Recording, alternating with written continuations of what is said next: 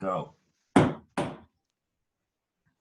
Welcome back to Lead, Sell, Grow, everyone. I am so honored and excited to host today's guest, Pasha Palanker. When he was 15, his family immigrated from Moldova to the United States. Being grateful for all this country has done for him and his family, he decided to enlist in the Army in 2003 as the war in Iraq was kicking off. During Pasha's multiple deployments, he stared death in the face numerous times, including shooting and killing a suicide bomber who was within a few feet away from his Humvee. And as if that wasn't enough, being blown 15 feet in the air after stepping on a landmine. Miraculously, Pasha didn't suffer any physically visible wounds, but when he came home to his wife and 4 children, he was greatly suffering from PTSD. Being the warrior that Pasha is, he fought every step of the way to improve his life for himself and his family. And along his incredible journey to recovery, Pasha has impacted thousands of lives, became a mental health advocate, a speaker on personal growth. He co-founded the Compound, a Brazilian Jiu-Jitsu and Muay Thai combatives gym. He was accepted to join the elite skydiving team Fast Tracks. These guys are awesome. They fly into stadium holding the U.S. flags. And he's the owner of Brick by Brick, an organization that helps victims of PTSD, depression, and other invisible wounds get their identity back. Pasha is an amazing coach for human development and has personally helped me get out of my own head and move in the right direction more than a few times. So without any further delay, Pasha, welcome to the show. I'm so excited to have people hear you and your story. How are you doing, brother? Hey, Eric. Harry, grateful to be here and join you for this conversation. We're super grateful to have you, man. Absolutely. And we are recording as we speak, which is a huge step up for us. Yeah, yes, it is. Yes, it is. Pash, for those listeners who don't know, can you describe what it's like to live with PTSD? So life with PTSD, I feel like there's 2 parts to it. One is when you're aware that you're living with PTSD, and the other one when you're living with it and you don't really know what's going on. You're either in denial or just don't think that's you. And I've lived like that for probably the first 10 years of my struggle with PTSD. And now I understand what's going on with me. Whenever I go through a lot of ups and downs, and right now I'm in the middle of a pretty significant low where I'm struggling. And the best way I could describe it is as if you took a regular person and you threw a pretty heavy weight onto that person and made them live like that, go about your daily activities while carrying that huge burden on your shoulders. I feel it on my chest. So because of that, there's a lot that I have to do. Like I have to have routines almost for everything in order to go through my, daily functions. But a lot of times even that is not enough, and I end up, blowing up or like losing control or falling into like some kind of self-destructive behavior. I mean, so it's a lot of work. Listening to you now, you sound very calm and peaceful as you usually do, but inside there's a whole different world from what we see on the outside. It's invisible. That's why, like, I like to call these the invisible wounds. Like, being physically wounded, and I was very lucky. My physical wounds were very minor compared to a lot of my close friends who are missing, 3 limbs. So my physical wounds, they healed up pretty quickly. But this invisible stuff that has had a pretty big impact on my life, and because of my suffering, my family suffered. The worst part is my kids suffered. Do you find it easier to talk about your experiences in Iraq? I find it it doesn't bother me to talk about my experiences in Iraq. What I find therapeutic is talking about PTSD in itself. It makes me feel like by sharing my story, sharing my struggles, I'm able to help others, especially those who might not even realize that they're struggling just like I was. Because, our services, they do a great job getting us ready for combat, but they do a horrible job getting us ready for life after combat. Yeah, they like before you get out, you'll have all these classes and how to write a resume, how to find a job, and this and that. But I've been in for 17 years.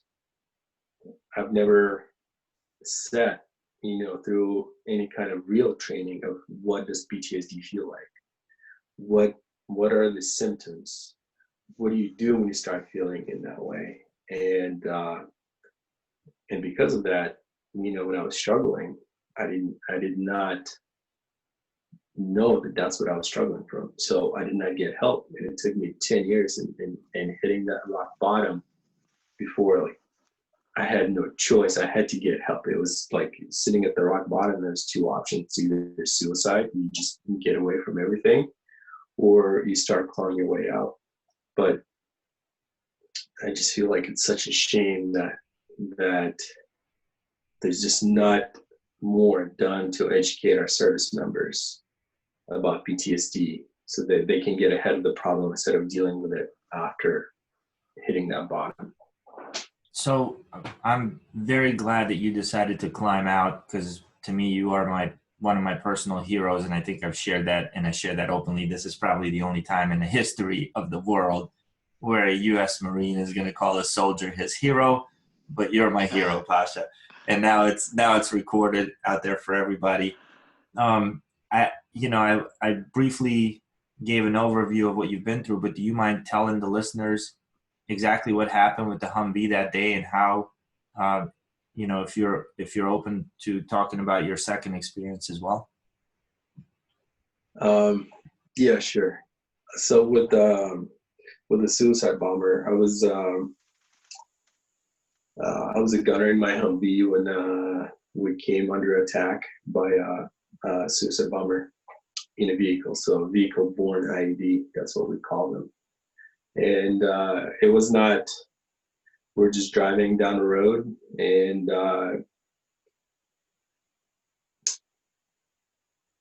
the way things worked back then, when the U.S. convoy would come up, whatever cars are driving on the road, they would just peel off to the side and either stop or continue to drive slowly. So this suicide bomber was ahead of us, and as the lead vehicle approached, he peeled off to the side and did what normal vehicles in Iraq did.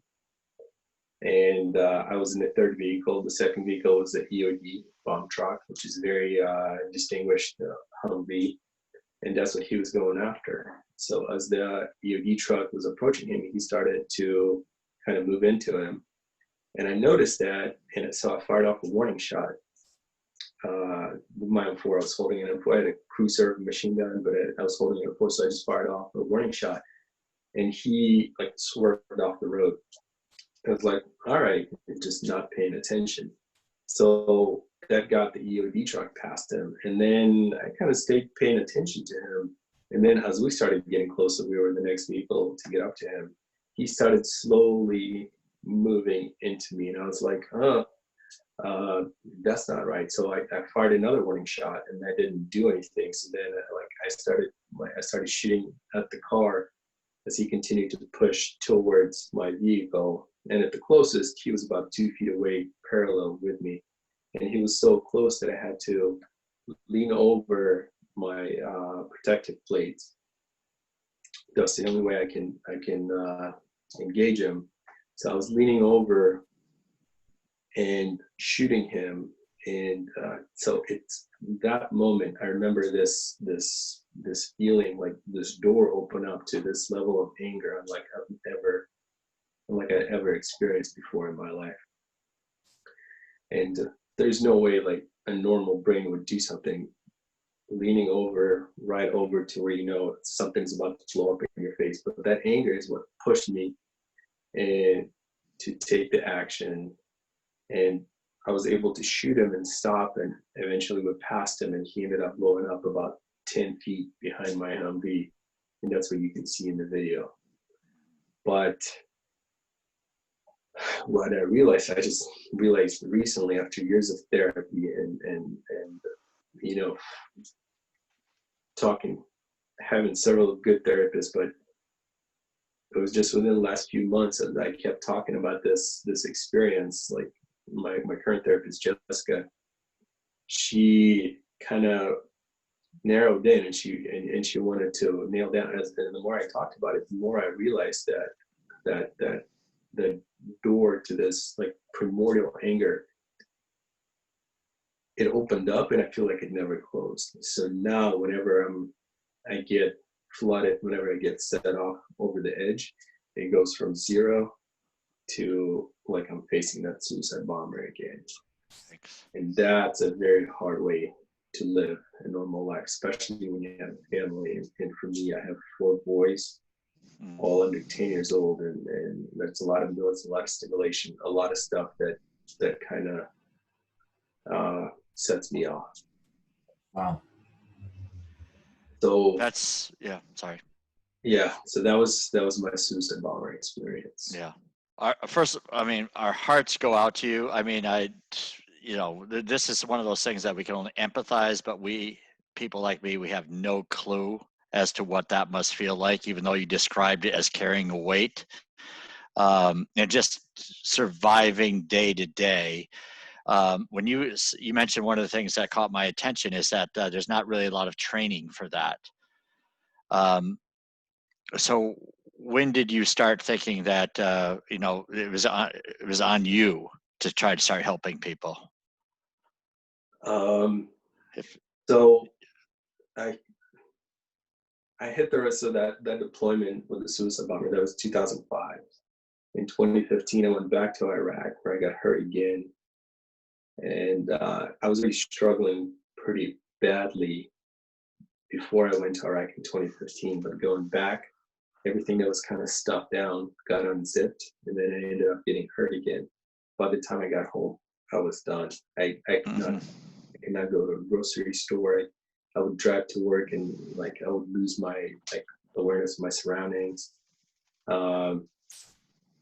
So that's when I hit that rock bottom, where there's only 2 options there, when I decided to ask for help. So I asked for help, and I started doing it, and I had to do a lot of things to kind of get out from where I used to be. But as I started to get better, having been at the rock bottom, I noticed other guys when they're struggling, I kind of feel what they're going through. So that's when I would bring something up, or just ask a question that would kind of get them going. So I would start talking to them, and I would share some of these things that have helped me. And the more this went on, first of all, the better I felt, because I could see the impact, and it even got to a point to where wives of guys that I used to serve would find me on Facebook and message me and ask that I reach out and talk to them. I've never talked to the woman before, but yeah, the word would get around, and they would reach out to me. So that made me feel like I was making an impact, and the stuff that I was sharing was helping. So that kind of created that drive to keep it going. And then it turned into me getting invited to speak at veteran nonprofits, and that's kind of how I became a speaker, talking about mental health. Never in my life did I think that I would be like a public speaker, a keynote speaker. It just happened naturally. Yeah. Well, I'm sure many thousands of people are happy that natural occurrence took place. So do you look at that? Will be too. Do you look at that as your continued service? I mean, absolutely. Yeah. Absolutely. So in 2015, when I was at that rock bottom, my doctors told me that that's it, I was done. I could not deploy anymore. So I lost my deployability status. and that was a big part of my identity. Mm-hmm. So since then, I've been looking for a way to serve again, and what this has morphed into, that certainly gave me that new purpose.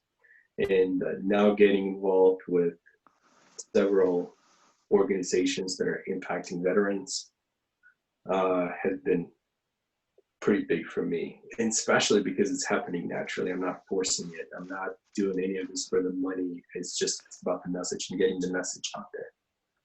It's awesome. Good for you.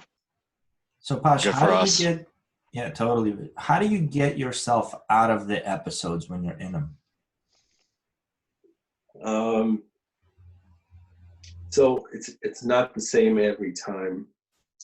I'll share how I get out of it, but I'll just say it's not the same every time. Sometimes one thing will work, but another one will not. Sometimes nothing works, and I just have to hunker down, kind of remove myself from the family, and just wait it out. One thing that has happened with 100% certainty is all of this will pass. Awesome. Even when I did not know what I was doing, did not have those positive habits in place to get myself out, eventually this cloud that would kind of sit over me, it would pass, and then I'd get back to being my normal self. So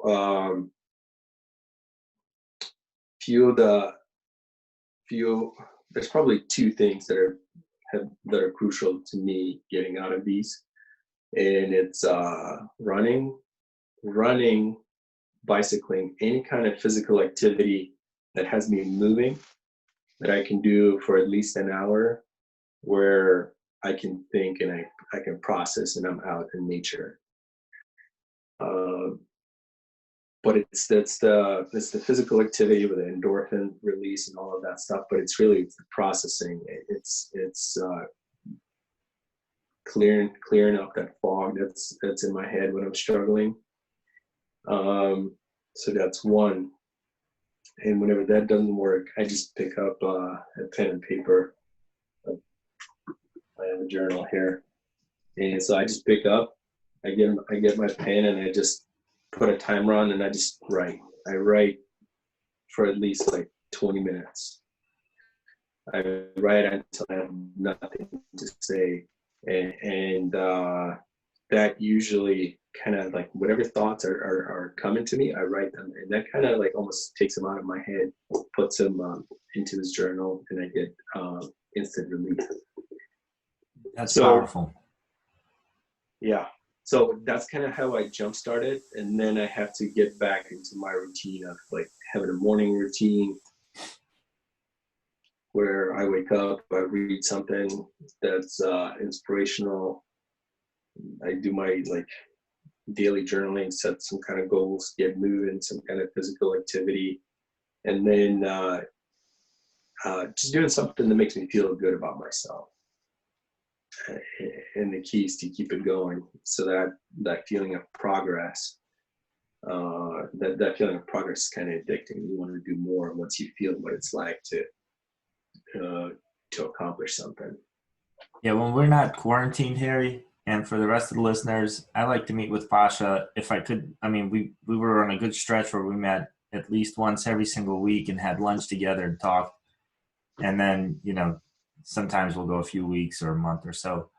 But I remember, I think it was about a year ago, he's like, yeah, I'm gonna go for this organization and ride a bike from Pittsburgh down to DC.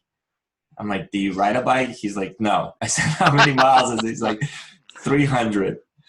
And somebody donated a bike, no training, nothing. He gets on with these guys and just rides from Pittsburgh to DC over how many days did that take? 4 days. Over a 4-day period. Nice. No, it's really fascinating, from the outside looking in at Pasha. Your passion, I would say, is probably skydiving.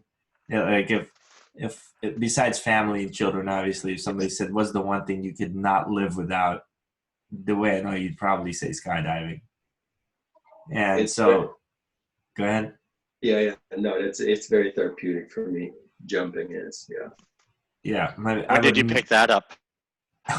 When did you pick that up?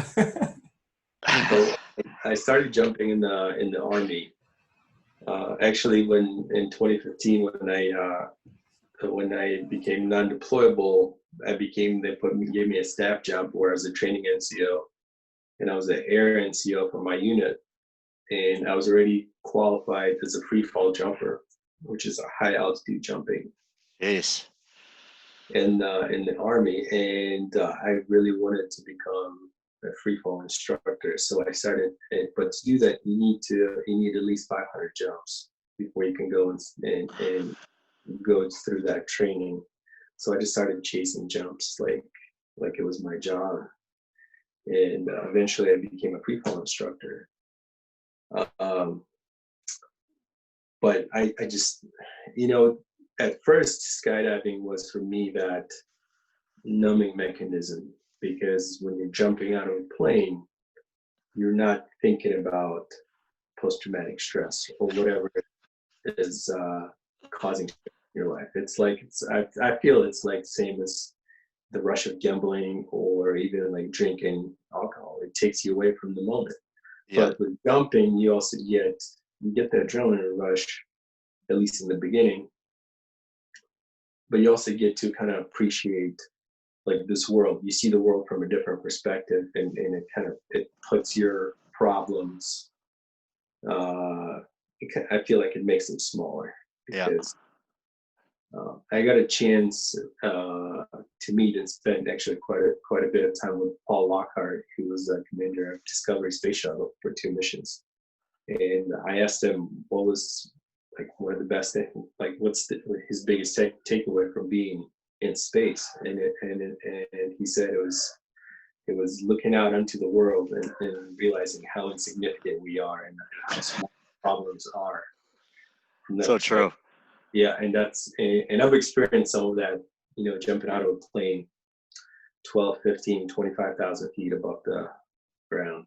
So the free falling, for those of us who have never jumped out of a plane before, what is that? What does that mean, free falling? Like, is it like for a couple 100 feet, or what's that like? So free fall, it's essentially like civilian form of skydiving. So in the military, you can jump static line, where you're jumping out of a plane between 800 to 1,250 feet. You jump out and your parachute gets deployed by a static line. You essentially you just gotta get out of the plane for you. Okay. Which seems to be the hardest part, is getting out of the plane. I mean, it's a perfectly good plane and it's flying. Yeah, that would be one of the hard parts, definitely. So we digress. That's static line, and most of the service members who are airborne, that's the kind of jumping they do. But then mainly in the special operations community, for the select few troops, you get to jump. It's a lot more advanced. It requires a lot more ability to perform that kind of free fall jumping, which you jump out. You can jump out anywhere from 4,000 to 25,000, 35,000 Jeez. feet, depending on what you're trying to accomplish. But for training purposes, we usually jump at 12,500, right around where you don't need to have oxygen on board. Okay. You jump out, you fall for about a minute, and at around 4,000 feet, 3,500, you open up your parachute, and then you fly your parachute down to your landing zone, drop zone. How long does it take to drop 8,000 feet or so? Is that like, it's about a minute. It's like 56. That's like the fastest minute ever, I bet. I'll tell you what, man. Insane. I was doing planks. Like today, Julia had me doing a home workout from some YouTube video, because we're quarantined and you can't go to the gym. And after a grueling 9-minute ab workout, they ended it with a 1-minute plank. And I was dying for that minute. That minute was the longest. I can tell you how long a minute is, Harry. I probably could have went 35,000 feet in that 1 minute. Gosh, but so you also had a little adventure jumping out of a plane and miscalculating slightly not too long ago. Yeah. So it Oh wasn't boy. miscalculating. It was more of complacency and ego. So by that time, I was already fairly advanced. I was already one of the few instructors in my unit, and it was a beautiful jump. But when it came time to land, I turn about 300 feet to the ground. When you're flying your landing pattern, your final leg of the pattern is at 300 feet. And this time I was a little bit low. I was at like 270 feet. And even then, I could have done it a lot safer than I did. But I did a more aggressive turn, and I dove. And by the time I realized that, I messed up, it was too late. So I ended up hitting the ground before I could level out my parachute. So I would glide across the ground, and I ended up hitting the ground about 30 miles an hour. It was brutal. It hurt a lot more than anything else that I've ever done. But So Did you break more. anything? I mean, you just got up and walked away, or what was the deal with that? I did not get up. I was in an ambulance. Oh, okay. I was taken away in an ambulance. I was there probably within 2 minutes. But somehow I didn't break a single bone, hitting the ground so hard. I tore this pack off, like where it's attached. But I didn't even know that happened until like a month later, where I was like, something is off, and I asked them, they sent me to go get MRI. He did break the ground a little bit, Harry. Yes. There was a dent. And the fact that he was walking with one arm touching the ground and the other one not, I figured something was wrong eventually. Yeah. Like a typical guy. Right. So like if somebody saw you you're like a regular dude, very calm, mild mannered, like no one will ever know that just by looking at you that you have this story about you. And it's just so amazing that a guy like you, you've stared death in the face, I can't imagine, and walked away three times that we know of. God knows how many there were that were insignificant to you. Somehow not a bone broke. You've stepped on a landmine that usually takes limbs off people. You got tossed, I don't know how many feet in the air. What was the feet elevation? Did you have any buddies there measuring how high up you went? Nobody. I was the only one there, but I ended up about 15 feet away from where I started. So there was an explosion. You flew, you landed, and nothing broken. And if that wasn't bad enough, you jump out of an airplane and fly down 12,000 feet, hit the ground harder than you're supposed to, and walk away with a torn muscle like nothing happened to you. I'm definitely one of the luckier or blessed, whatever you believe in, people. Yeah. I'm trying not to waste this. Yeah, I'm blessed you're with us, man. So look, here's what I think our listeners would want to hear, because the 6 people now who are listening to this podcast. Yes, we're doubling with each episode. Yes. Well, last episode was 5. Now we got 6. I added Pasha. Okay, 20%. 20%. But with the people who are listening, they're either entrepreneurs, they're in business, they're leaders, they're in sales. You're getting quite a reputation around the corporate community as being a keynote speaker. So companies are bringing you in and you're talking to them. Why would companies be interested in what you went through with PTSD? Like, is there a way you relate to what people are going in the corporate world? Well, PTSD, it's all it is. It's emotional trauma, right? I'm living with constant, it's like being stressed out, but to a whole different level. So in my routine, the routines that I had to establish in order to function normally, they apply to anyone who's experiencing any kind of stress in their life. It's basically, to live well with PTSD, you have to be able to manage stress. And I think I can say with confidence that most people in corporate America go through stressful experience throughout their day, on the way to work, in the way dealing with clients, dealing with bosses, dealing with partners. And, again, unfortunately, because it's such a personal experience, very few people talk about it. So instead of dealing with stress in a proper way, what most people end up doing is they end up numbing it instead of healing it. And that's essentially what I did. So what I tried to do is I tried to use my story of numbing my stress to kind of warn them about what happens if you keep doing it. My journey was over a 10-year period, and it got expedited by my traumatic experiences. But you take a regular person who has a stressful life, it's going to happen a lot slower. So if somebody's picking up bad habits, maybe it'll take them 20 years. The problem is, by the time they realize, it's going to be too late to kind of climb out of the hole. And the worst part about it is, especially people with families, you're either going to push people close to your way, and if you have children, their childhood will definitely suffer, but it can be lost because people did not know how to handle stress properly. Yeah, that's very valid.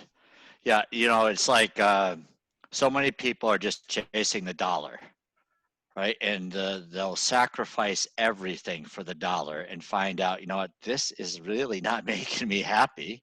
So they'll take on all kinds of stress chasing the dollar, and, everything else suffers, right? Yeah. So, what you mentioned just really strikes a chord, because we see it, I'm not going to say a lot, but you see it consistently, where people have every material thing they could possibly want, and then there wasn't a lot of good household family management going on because something gets sacrificed if that's what your pursuit is.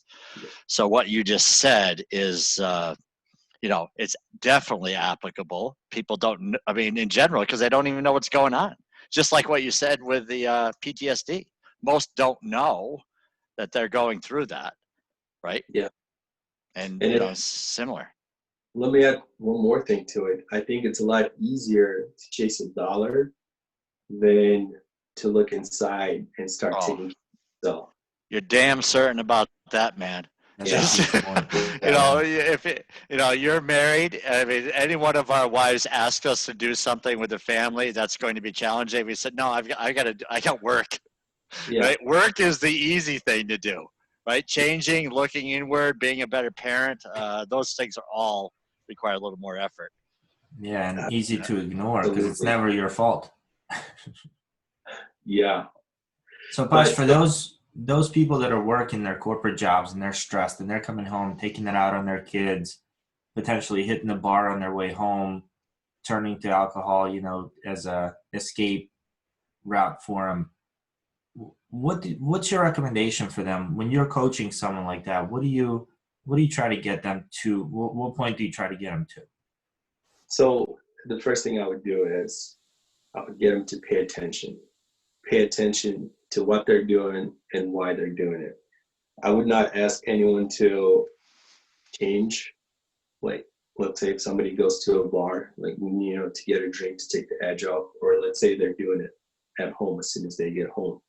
It's impossible to make these big drastic changes unless something drastic already happened in your life and you have to do it. But if it's just like a decision, somebody's like, I'm struggling, I know I should be doing something, but they don't know what to do, it's never going to be I'm going to quit drinking. It just doesn't work like that. It's like somebody who's never worked out, going to a gym and wanting to deadlift, 400 pounds. I think it's the same analogy. So the first thing I would do is get the person to pay attention and just become aware of what is going on in their life. If all of a sudden they crave a drink, something happened to trigger that craving. So pay attention to that. And the second thing is, I would, after paying attention, you would see there's some things that you could improve, but it would be very difficult. Then there's some other things that much easier to improve. So that's what I would start. I would start with the lowest hanging fruit. And once that one thing is improved, you'll get a sense of progress, and then you'll notice what's the next thing. And that's how I would build the momentum and start moving in the right direction. Because that feeling of progress, we all as human beings, crave that feeling of progress. Yeah, and, absolutely. And that's what you have to set up for yourself. That's what I had to do in order to, break a bunch of bad habits and build good habits, solid habits. That's man, good now for anybody. You're listening to a ton of books. You're attending different events. You're hanging out with some people who are just some amazing people, like Medal of Honor recipients, and I mean, some folks you see with millions of followers on social media. It's really cool to see all that progress for you. Yet, what I love most, I think, is, and when I see you come most alive, is when you're taking amputees or other warriors who have been hurt skydiving with you and arranging those types of events. What's that do for you inside when you're able to do that? Well, it takes two of my top passions of helping somebody who's struggling and jumping out of planes and putting them together, and you can't go wrong with that. The team fast tracks that I'm so grateful to be a part of, we have about 40 members. About 50% of them are former military or veterans, and the team does so many good things for the veteran community. And that's where I learned it from. I went to Wounded Warrior Weekend that the team puts on annually in Ohio. I had an amazing experience, and then I kind of brought it up and started talking to the local drop zone here in Virginia, Skydive Orange, and that's when we organized our first event. That's Courage Project. That's the shirt that I'm wearing. And it was amazing. We had about 24 wounded or like severely injured service members come out. And the best thing about it is everybody's smiling. Veterans are smiling. Instructors are smiling.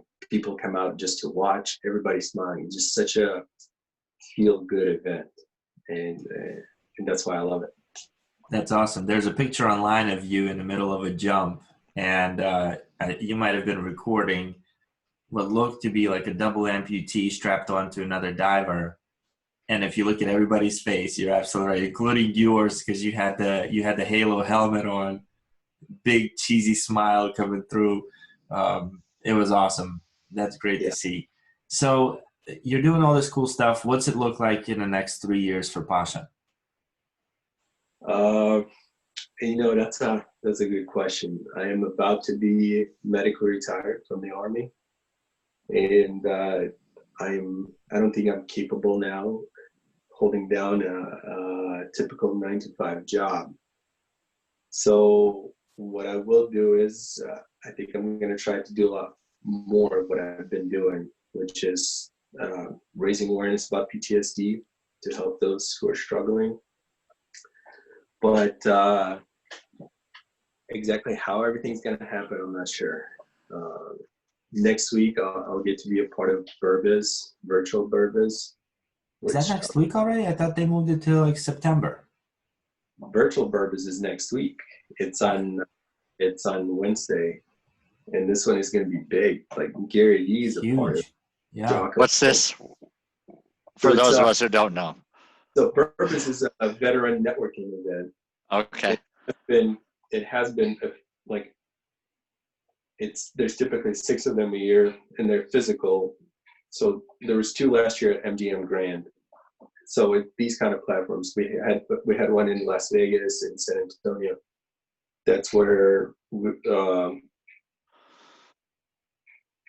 we get a bunch of military influencers, and we bring them in together, and then a lot of veterans who can benefit from the resources that these influencers provide. A lot of nonprofits comes. We kind of bring veterans who need help and people who want to help them. We bring everybody together, and it's open bar. That's bourbon and business. That's why it's called Burgers. And so it's a win-win. So usually all these big military brands like Black Rifle Coffee, Bronze Style, everybody comes together, and it's a good time. So, but now because of everything that's going on with COVID-19, it's going to be a virtual event. And this virtual event is going to be even bigger than any of the physical events because of the type of influencers Scott Davidson and Justin Constantine, who are the founders of Purpose, were able to bring together. That's awesome. So do I just buy bourbon and send them a bill because it's supposed to be like, open bar or what? I've been to a couple of Burbis events with you, Pasha. It's truly an amazing event, and the best part was just riding in the car to get there with you. So I enjoyed it. Well, for me personally. So how can people get in touch with you and learn more about your services? So the best thing is just connect with me on either Facebook, Instagram, or LinkedIn. It's Pasha Palanker. That's my handles. And I have a website, Pasha Palanker. It's still a huge work in progress, but you can reach me over email as well, pashapalanker.com. And we'll put all those in the show notes. Yeah. And by the way, I mean Harry. Typically, if you're a veteran who's looking, to get help with struggling with these issues, or if you just, a human being that's dealing with stress and you need some advice, some help, or maybe just somebody to listen to, I'll be more than happy to keep this conversation going. And from personal experience, I can vouch for. Yeah, I mean, I'm going to call you after this podcast. It's like, you're like the perfect guy. It's like, Harry, you got no problems. What are you talking about? Am I stressing you out, Harry? No, not that much. All right, Pasha. Okay, good. The real truth is just a little bit. So how can we help you, young man? You are making the world a better place. I'm madly in love with you, and I just love what you're doing. So how can we help you? Well, first of all, you already did.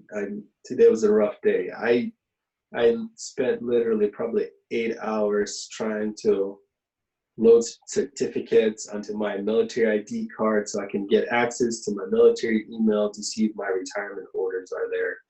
Spent an hour on the phone. The guy ended up telling me I don't have this software, which can't help me get the ID card. I was already decided that I was already like in a pretty bad place. But I genuinely feel better after talking to you guys. I think a big part of it is because I got to talk and share my message, which always makes me feel better. But the biggest thing that you guys can do is continue on with your mission.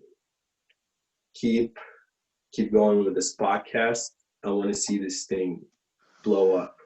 Because if you blow up, then more people will get my message. So it's selfish. Yeah. It's you. That's what this is all about, dude. We want to help you. Right? This is why we're doing the podcast. I don't know about Eric. This is why I'm doing it. It's all about helping others, getting their message, their brand, the way they're making impacts with others. And my heart goes out to you. I mean, I just can't express that enough. I knew nothing about PTSD. I mean, I'm reading about it because I'm researching you. I've never been in the military. How many people look at PTSD and say, well, that's an imaginary.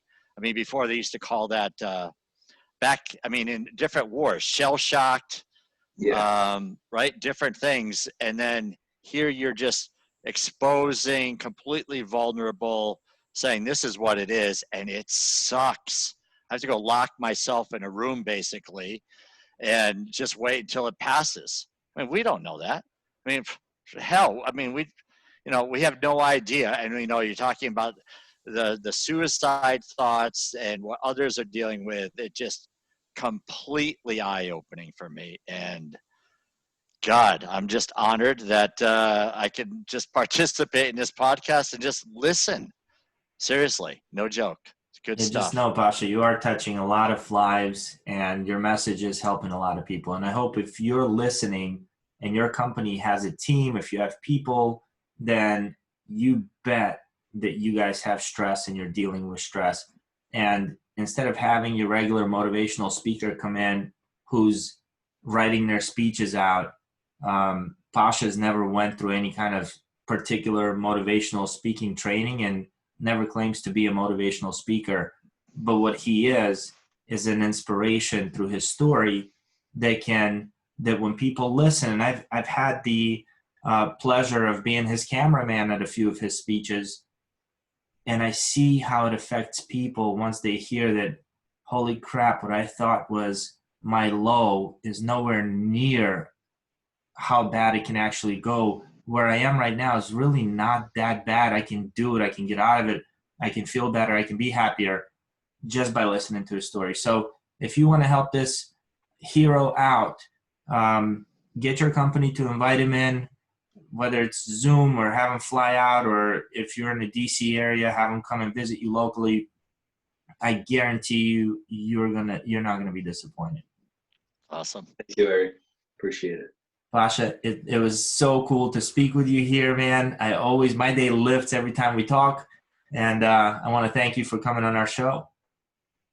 It's an honor.